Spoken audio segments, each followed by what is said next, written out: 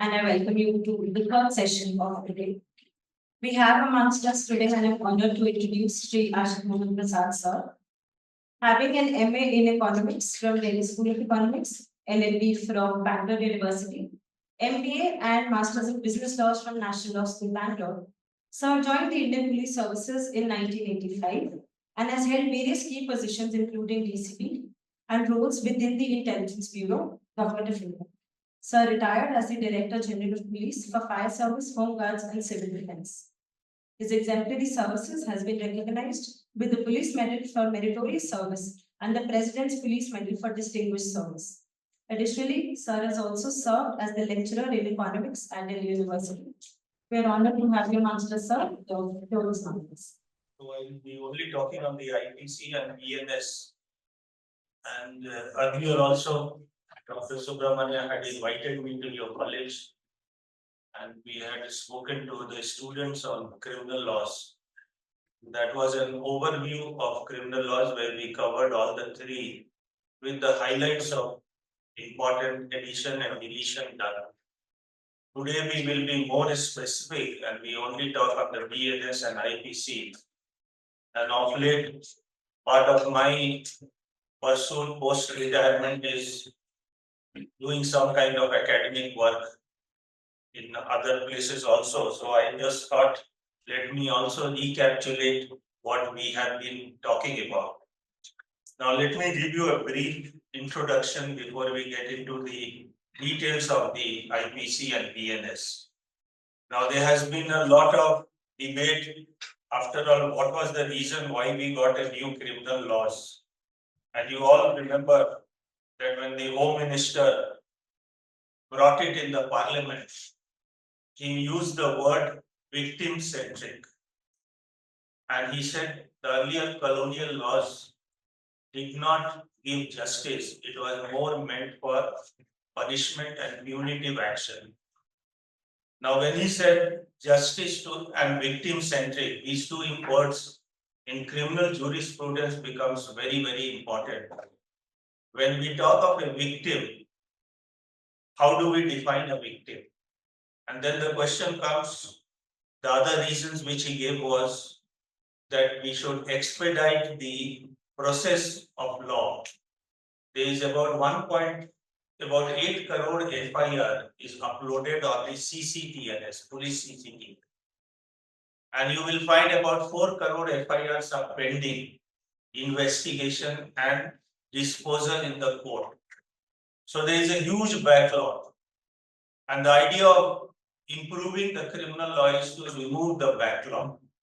The backlog means both at the process of trial, both at the process of appeal. That is what is the backlog he meant. Second thing is, if backlog is there, who suffers? That was a question asked. And the question he replied was victim.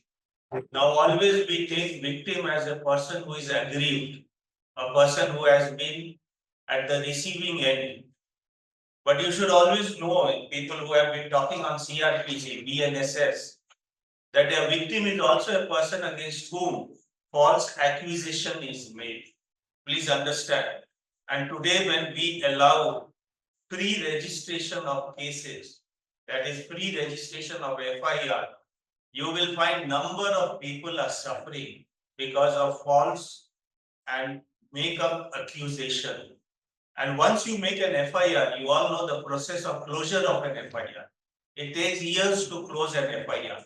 You have to go to the court, and if the man is persistent, man means the complainant is persistent, the closure may not happen in the lifetime.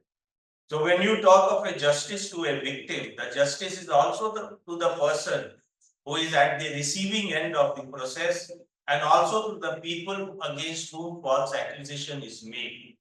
Now we have all worked in public service. You all know how prone today a person is to false accusation. And to come out of it, it takes years to come out of it. That is why the word victim was carefully highlighted. And then the other objective he said was that how do you reduce the backlog of the cases? And the two things which he brought forward in the new system of criminal justice is dateline, timeline, and digitization. Now, these are the highlights of the new criminal laws. Dateline and timeline. He has fixed up, if you read CRPC, you will find there is a timeline for everything. There is a timeline for framing of charge. There is a timeline for closure of investigation. There is a timeline for plea bargaining. There is a timeline for writing a judgment. So everything has been fixed up in terms of days. Now you all being in the legal profession and also as a legal teacher, the question that will arise is, can this timeline and dateline be adhered to? Because the fundamentals of criminal law is that a person should not be convicted without being given an opportunity to be heard. Now he has brought another, the new criminal law, there is another highlight, trial in absentia. Now, why there was a question asked, how does it make a difference? Now, you see, trial in absentia is a big question mark. Unless an accused is present, you know the procedure of trial. Unless an accused is present, the charges cannot be read on him. Nobody can officiate on his behalf, neither his relative nor his lawyer. The accused must, on the first day of hearing, the charges must be told to him. Now, if you start the process of trial in absentia, what happens? The accused is never present, and you start delivering what in legal parlance we call ex parte judgment. Now, what is ex parte judgment? Without being heard, you start delivering a judgment. Now, can it be sustained? The big question mark will it be sustainable, particularly in a criminal matter? In departmental proceeding, we do ex parte. But in a criminal proceeding, is an ex parte judgment sustainable? Now, what is the reason behind it? You see, if you visit a police station, we have a thick register of LPR cases, long pending cases. Now, these long pending cases are cases where the accused have never been traced. Now, to dispose such cases, if you start doing a trial in absentia, it would lead to what we call miscarriage of justice. Again, flip side will be there. So the timeline, whether it can be adhered or not, is a big question mark. We shall have to see how new criminal laws are implemented and how it takes a rightful shape. The second part is your innovative idea is technology. Now everything has been made admissible. Any smart telephone, whatever you capture on your mobile phone, it can be made admissible. The police have been asked that you must take help of forensic if the case involves punishment of 7 years and above. It has been made mandatory. Now, for a state like Karnataka, forensic is not an issue because we have already been doing it. We already had a mobile forensic van attached to every police station, or if not in police station, at least at a subdivision level. So we have been following this practice for the last 10 years. But in the states where the forensic was not so well developed, you will find this becomes a huge challenge. And you have made all the evidence of forensic science admissible in the court. Now the big question mark will come now that the CRPC has started, new CRPC, BNSS, and the new Evidence Act has started. The question will be, if I do not substantiate with digital evidence, what happens to the trial? Now, the Home Minister, while confronting this problem, he said by 2027, all the police stations in India shall be digitized and brought under the purview of technology and forensic. Now, as of today, please remember, we have about 17,000 odd police stations in India. We have about 900 police stations in Karnataka, 900 odd. Now, out of these 17,000, the penetration of CCTNS, what we call the mobile link up of all police stations, is about 16,000. So there is still a coverage of 10,000, 1,000 police stations to be brought under the purview of online connectivity. Now the question will arise is that till you get into a 100% mode, what happens to all the new concept that has emerged, e-FIR and zero FIR. Now, if you see the CRPC, new CRPC, we never had the e-FIR and zero FIR. Now the question is, if I go to a police station in Bangalore and I want to register an FIR or something which has happened outside the state jurisdiction, something which has happened in a remote area in Northeast, what happens to my FIR? And as per new CRPC, the police is obligated to register an FIR which will be referred as zero FIR. Now, what is a zero FIR? Why the word zero? The zero is that it shall not be numbered in the regular register of FIR. There shall be a separate register kept for zero FIR. That means the regular numbering will not be there. Jurisdictional magistrate shall not get a copy. Jurisdictional means the local police station here. It will just be put on record. And on the point of jurisdiction, this zero FIR shall be transferred to the jurisdiction in which the offence has supposed to be happened. Now the question is, why do we have a zero FIR? The objective is very, very laudatory. Why? Because you see, the complainant at times of fear may not be able to go to a place where the offence has been committed. Therefore, she or he gets a right to file an FIR wherever she resides. Earlier, what did the police do? The police would refuse an FIR on grounds of jurisdiction. Now, if supposing an incident happens in Chikbalapur and you are in Bangalore, Bangalore police would say, go to Chikbalapur, don't come here. This is not my jurisdiction, even if a serious offence has taken place. Now, that is what has been taken away. Every person has a right to approach the nearest police station, and the nearest police station will have no right to refuse such an FIR. This is what is a zero FIR. The other one is e-FIR, electronic FIR.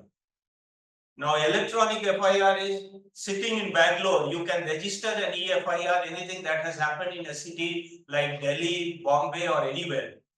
The SHO shall receive the FIR electronically, online. And that is the method which you call CCTNS. All police station, all India is linked to all this separate dedicated line, what we call CCTNS in police language. So your FIR, the moment you pass it on online, it will be known as electronic FIR, e-FIR, and the only provision that they have made is that within 3 days you must go and sign an FIR. You know, all of you know 154 CRPC. Without signature in an FIR, the FIR does not take shape. It only takes the shape of an information. To become an FIR, you need a signature. Therefore, the human presence to lodge an FIR becomes imperative. You just cannot do away with the signature, because then only it becomes a court document. It goes to the court and the criminal law is set in motion. So these are all the very good innovative idea. Now, just to revert back to what I was talking about, trial in absentia.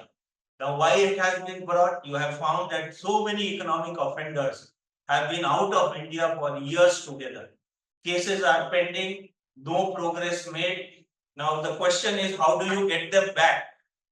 Now the practical side was asked, what is the important impact on the criminal jurisprudence for trial in absentia?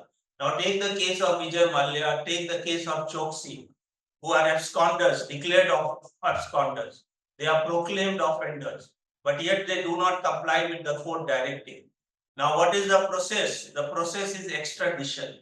What is an extradition? Agreement between the two countries to extradite a criminal who is found in his jurisdiction. Now, what happens in most of the time when a government writes a letter of rego entry, what happens? The foreign government does not go by that particular letter. Why? Because they say it is an executive letter. It does not appraise the evidence that has been provided in the letter. So what happens in a trial in absentia? Once the court endorses such a letter, that means the judicial evidence has been taken on record, appraised by the court, so it has a lot of weight. Therefore, trial in absentia would help in bringing such people who are absconders back to the country, because they can be extradited. And once they are extradited, they can be made to face the process of law within the country. So that is one of these innovative ideas which has come out in a big way in the new criminal laws. And I think that will have a very salutary effect. Now, if you see the content of the IPC, now people are very scared now. 1st July onwards, BNS. Now, what has actually happened is any offense after 1st July, midnight, we don't write IPC, we write BNS. And it's a very simple transformation. You have seen the new textbook, the old IPC is mentioned and the new BNS is mentioned. And if you see 90% of the old IPC has been transformed into BNS. Now, if you read all the BNS, you will find the definitional aspect of IPC has not been altered. And that is the great contribution. You know, the IPC was made by Lord Macaulay. And that is when one of our famous jurists of Supreme Court, Mr. Singhvi, he said, we must still give our tribute to Lord Macaulay, because the basic definition of crime has not altered. If you see murder, it has not altered. If you see dacoity, nothing has altered. So what has altered there? The only thing that has altered is few additions here and there. And what are those additions? You will find this punishment section has been altered. Now, instead of 500 rupees fine, you will find it is 5,000 rupees fine. Instead of 1 year imprisonment, it may have become 3 year imprisonment. Even then, I can tell you, whatever little bit of cursory glance I have done on the new IPC, you will find that most of the imprisonment part has not been altered. What has been altered, which looked absurd when you taught in a classroom, fine of 100 rupees, fine of 500 rupees, which carries no meaning in the present scenario, those have been altered from 100 to 1,000 rupees, 500 to 5,000 rupees. So there is nothing to get scared about the new BNS. Definition of crime remains the same. And whatever was not there, few additions have been made. Now, just to give you before we get into a few of the slides, I just wanted to tell you, these are the fundamental, and the fundamental what has been created more of a debate in the CRPC. The more debate has come in the CRPC, where you have a deadline, where you have a digital transformation. The second one, which in CRPC has caused lot of consternation among legal fraternity, is the power to remand and accuse. And that is creating a very regressive feeling about the BNSS. What is the power of remand? You know, we used to get police custody only in the first 15 days in any crime committed. Beyond 15 days, the magistrate or the court will not give police custody. Now they have made the language a little bit vague, and that is creating a problem. They say police custody can be given between 40 to 60 days or 60 to 90 days. Now you all know in any offense above 7 years, the investigation must be completed within 90 days. This is a normal routine which we were following earlier also. In the BNSS, that is CRPC, they have made it mandatory that after 90 days you will have to take permission and you have to inform the complainant about the progress in investigation. Now, this was earlier also followed. Nothing new has come up, but now that it belongs to the statute, it gets transformed to the court. You have to take permission of the court. Earlier, we were taking permission of the superior officers within the police department to carry on further investigation. Now, it is a very rightful thing to close investigation within 60 or 90 days. Please remember, if no evidence is found, there is no need to prolong any investigation. And that is why what we call victim centric. If you don't find evidence against a person who is accused of an offense, why keep him hanging by fire whole life? You will find there are certain cases which are still pending investigation for 10 years, 15 years, and the poor man does not know whether he shall one day be arrested. So that is what is called justice to the victim.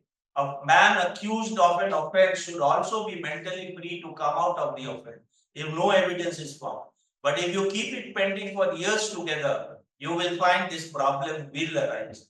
And therefore, the 90 days mandatory is a very, very important thing if it is followed in principle. If it is not followed, then again we are back to the square one. Now, about the police custody, just to give you an introductory, the police custody, if you are going to give police custody in those 90 days or 60 days, 60 days is for offense less than 7 years, 90 days for offense above 7 years. Now, if you are going to give police custody in any of these 90 days or 60 days, what is the practical side of this problem? The practical side is the magistrate shall not give bail. He shall always keep you either in custody or keep your bail pending. Therefore, the man will always suffer. Once he gets arrested, no bail for 90 days, no bail for 60 days. Because anytime the investigation officer can ask for his police remand just because he will say that new or fresh evidence have cropped up. So this is the flip side of the new criminal law, which need to be sorted out by the courts. And unless the courts do it, you will find it will be very, very difficult to manage it out. Okay, so these are the important aspects which I thought, because criminal law cannot be done in isolation.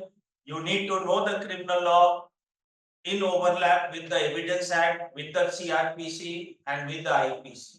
Because if you create a silo, the understanding of criminal law for students become very, very difficult. The procedure in our criminal jurisprudence, please mark the word procedure, means justify the end or end justifies the means. This is a typical question we ask any legal gathering. In our Indian criminal jurisprudence, please remember, it is not the end that justifies the means. The means is as important. Dr. Subramaniam would agree. That is why we take long lectures on CRPC. Why do we take lectures on CRPC? Because the procedure is as much important as the outcome. And if you don't follow the procedure in criminal jurisprudence, then you are not reaching the end in a proper way. Then you are making it sound like a banana republic where the whims and fancies of a judge overrides the statute. In our case, we scrupulously follow the statute. That is why the statute teaching in a classroom becomes as much important as the outcome. Every CRPC procedure must be followed in a criminal trial court before you reach the final conviction. If the procedures are not followed, you are nowhere. Therefore, the means in our Indian criminal jurisprudence is as important. Let 99 people, you have seen the dictum, let 99 people escape. But even if one has to be convicted, it has to be 100% beyond reasonable doubt. It is not a question of high probability or high degree or my affirmation or my perception. It is purely based on documentation. And that is why when we teach law students or when we do a training for the police officer, we always emphasize how important is the documentation. Because a judge neither visits a scene of offense. Please remember, he neither visits a scene of offense, neither he confronts on the spot anything what as an investigator you have seen. Therefore, what does he rely on? He relies only on the documentation. And the more the better the documentation, the more the chances of getting success. That is what is highly important. Can we change the slide? Yes. Okay, I will just go to the IPC part. Now, please remember, these are the highlights. I'm just going through the highlights of IPC, and you will not find, while teaching IPC, I can assure you, you need not have to undergo any detailed orientation. You can do it on your own, and the students will also not find it very, very difficult to migrate from IPC to BLS. Because none of the basic chapters on explanation and exceptions of the IPC have not altered. The numbering have altered, the chapters have altered, but the basic remains the same. That is why what we say, whether there was a necessity to change the criminal law. This is a fundamental question being asked. And you will always, after you have gone through one semester of teaching, your views will be as important whether there was a necessity, because it does create confusion. IPC now becomes BNS. But the fundamental, but few new crimes have been added. Now, just to give you some of these important highlights, incomplete, inchoate crimes, one chapter. Now, you have seen attempt to murder, attempt to culpable homicide. They were all spread out in various sections. So again, I would say your job becomes a bit simpler. You can start with your chapters.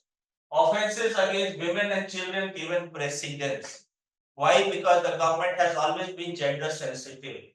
And they have now said that women and children must be given precedence. And one of the good things that have happened, the word gender has come now. Why gender? Because the offense. Now, one of the legal functionary asked me, rape, can it be a rape by a man on a woman is the normal procedure. Can a woman rape a man? And can I do a case law on this, a case study on this? Now the question was, if you see the classical definition of rape, it was only one way process. It was not the other way process. And at sometimes, POXCO, if you study POXCO, the child abuse case, it can be both ways. But in a rape, it was not the other way around. BNS recognizes this aspect, and that is why it makes it a gender neutral instead of making it a gender sensitive. That is what has happened. POXCO, if you do a case study on POXCO, which is a more rigorous and stringent law, you will find that it is gender neutral. But in our rape case, it was very much different. Now you see offenses against women scattered, it has all been brought in chapter 5. Offenses on human body, chapter 5. These are the highlights. Now here we come to the important aspect. Now if you see section 52 of IPC, you will have 6-7 punishment given in IPC. What has happened is everything has been altered except one has been added. Nothing much has been altered. Death remains, life imprisonment remains, rigorous imprisonment remains. Forfeiture of property earlier was removed. Now it is coming back in a different format. Fine remains. And the last one that is added is community service. Now, if you ask me, the definition of community service is still to be defined. Petty offences, less than 3 years of punishment, community service can be prescribed. Now, what is community service? Where will it be done? How will it be done? Again, the details are still to be brought up. So that is the first highlight of community service. Again, you will all understand that community service is a good introduction. It's a Western concept. I think it should be tried. There is no need to overload our prison system. If you see today, you may have read in the newspaper, we have 1.4 lakh under trial prisoners in India. Now, what is 1.4 lakh? The capacity of prisons today is 150%. It was meant for 100 people. We are keeping 150 people in the prison.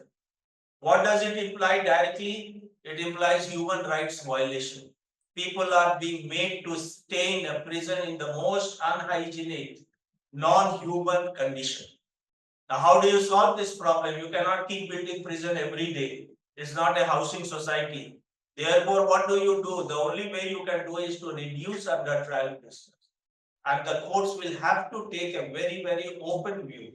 In some small cases, there is no need for having people who are accused of a very minor crime.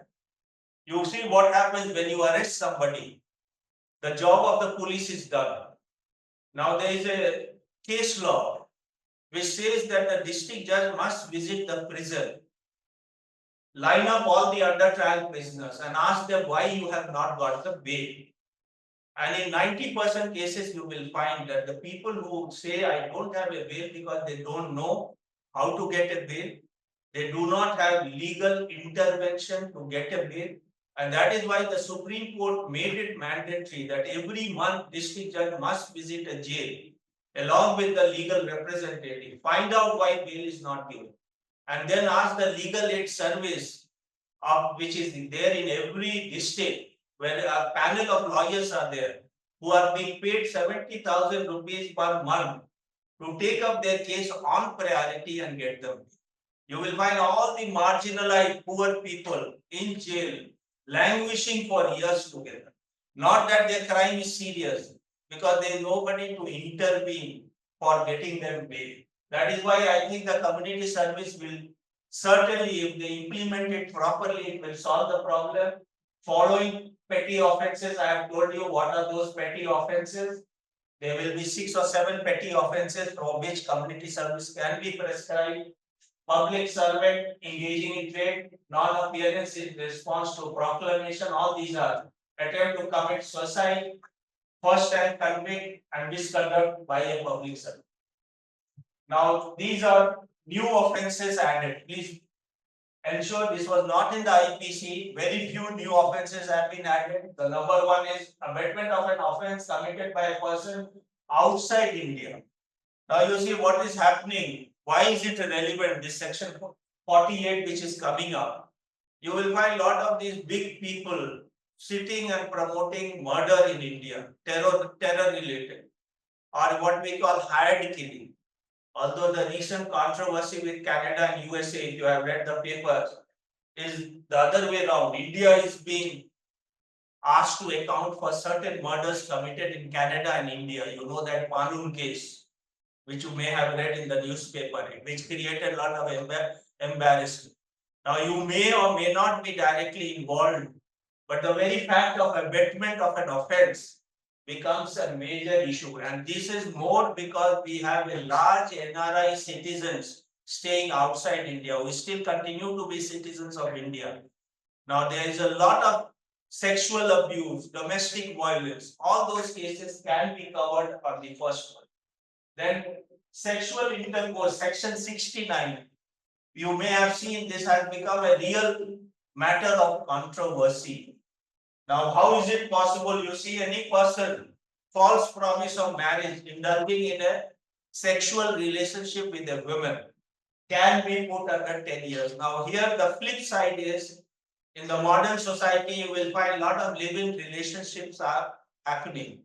Boys and girls are staying together.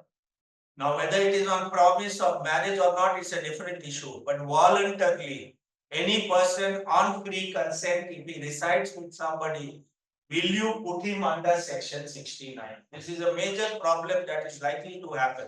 And the girl or the person can always abuse that he had promised marriage. Now, if this becomes rampant, all kinds of friendship in our society can be covered under section 69. Then we come to the offense, printing or posting of any matter without permission. These are all very simple. Act and highly engaging a child to commit an offense. The most important is now the next one, 111, 112 and 113. Please mark, these are the new addition to the VNS.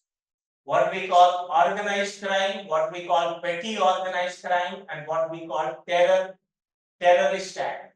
And the last one is snatching act, forcibly seizure of grabbing of movable property up to 3 years. Now you know organized crime, human trafficking, kidnapping, children being kidnapped, women being used for immoral purposes. Now whenever it is organized, how does it become an organized crime? People who are doing racketeering, 5 or more people getting engaged and running a racket. Now you see, when you teach IPC kidnapping and abduction, you have seen one section, there is a 363, where a child kidnapped for the purposes of begging. Now you know how problematic that is. A child maimed for begging. Now the police has found there is a website where you can take the photograph of a child, upload it, and Hyderabad police did a wonderful job. Lot of children were rehabilitated and restored. In India, you will find thousands of children go missing every year. No whereabouts found. Again, people from poor. Now, what happened to those children? They are all getting into organized crime. Organized crime means either for begging, for drugs, for trafficking, for sexual exploitation. So that is a new section that has been brought in the new BNS, organized crime, and the definition is very elaborate. And that is what where it says that 5 or more people engaging in any kind of these activity. Earlier it was an isolated offense, now it will come under the organized. Similarly, petty organized crime, small time. And the last one is terrorist act under section 113. Now, so far, any terror act was covered under UAPA, that is a special law. Now, first time the same definition of terror has been included in the BNS. IPC did not have any section on the terrorism. Therefore, now what will happen? The question is whether you apply BNS or you apply UAP. Second question is the UAPA, there is no bail for 180 days. In this case, no bail for 90 days. Now, how do you decide whether to prosecute somebody under a special act or to prosecute somebody under the BNS? And the clarification given is the SP, the Superintendent of Police of the district shall decide whether to prosecute a person under BNS or under UAPA. Now, the question that arises in UAPA is Unlawful Prevention Activities Act. Normally, what happens under UAPA, if you are a member of a terror organization, by virtue of being member, you get a vicarious liability and you get prosecuted. Here in the BNS, same definition has been used. So this is again a gray area, whether to prosecute somebody in a general law or in a special law. And the fundamentals, you know, if a special law shall prevail, the general law shall not prevail. That is what it is. So first time terrorist act has been included. Snatching, you know, the chain snatching, gold chain snatching. Why this has been made a special section in the BNS? As a police officer, I can tell you sometime your chain snatching would be just recorded as a 379 theft case. Sometime, if the officer concerned is a little more serious about the offense, he will register under 392, what is called robbery. Now, as per definition of chain snatching, it is force plus theft plus extortion. So the definition fits into robbery. Why does he put it in the theft? Because theft is a non-serious crime. Robbery is a serious crime. So you will find all the SHOs normally try to pull down the gravity of the offense and put it under theft. So to remove all that ambiguity and to remove the discretion of an SHO, any chain snatching case shall be put under a separate section which has been included in the BNS. So what do we find? You find that the number of offences, new offences have been enlisted here and only few offences have been changed. The remaining offences remain the same.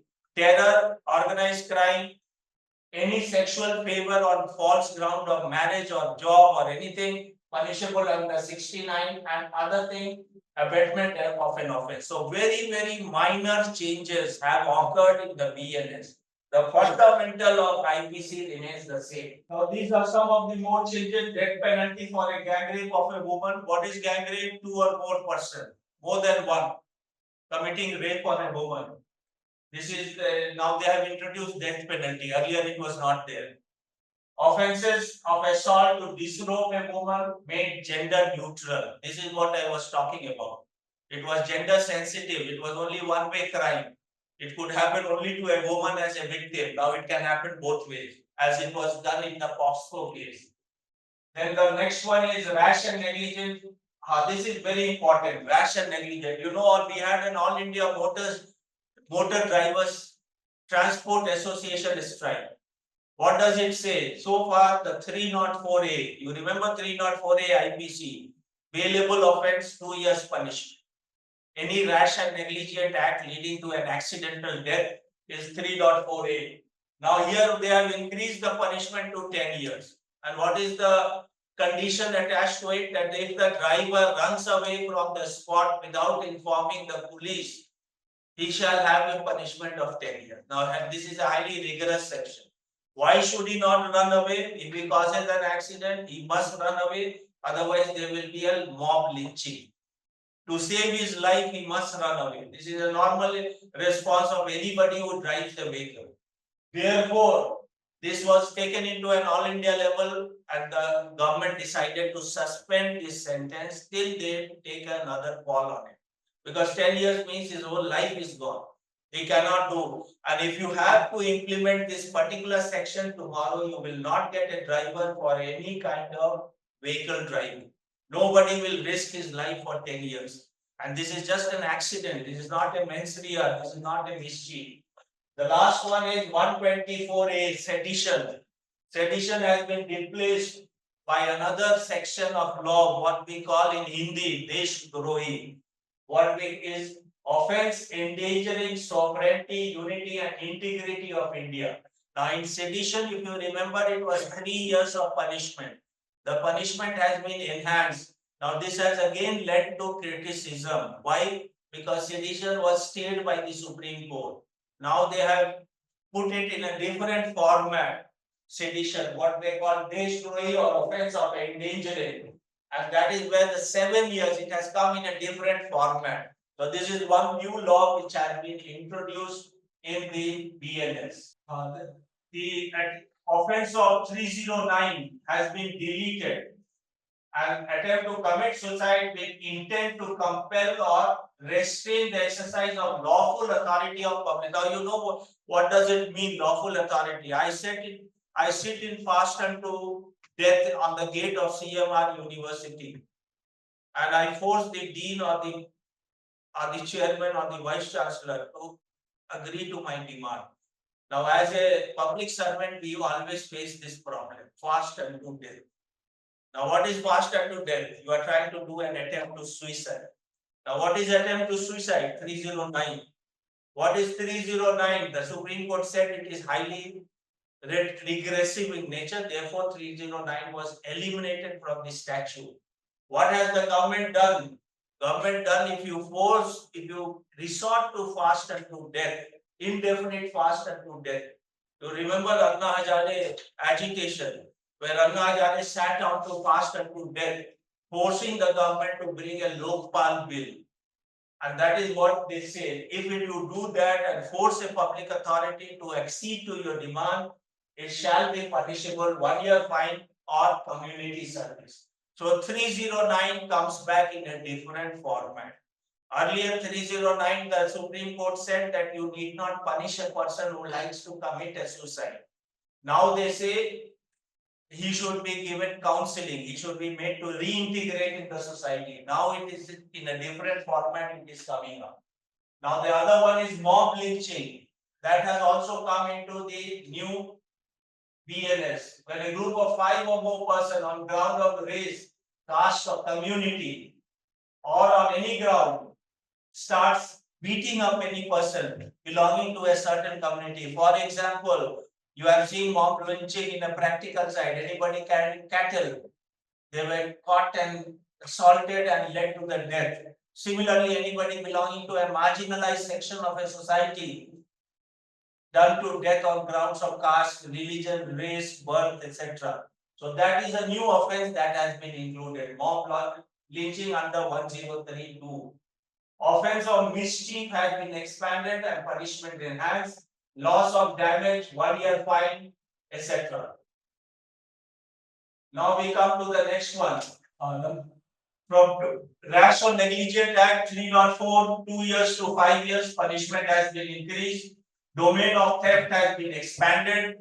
Vehicle theft, theft from vehicle, theft of government property, theft of idol, everything, theft from ATM has been included and the punishment is 7 years. Definition of child and transgender included in section 2. Definition of movable property includes tangible as well as intangible. These are all the definition aspect. What comes under the general explanation. So these are the things which I wanted to tell you, and these are the new addition to the IPC, BNS. And again to repeat, significantly 90% has not changed. Now let me quote Mr. Singhvi, Abhishek Singhvi. What did he has to make a remark on the BNS? He says BNF modifies 175 of the 511 sections. That is about 34% of the sections have been modified.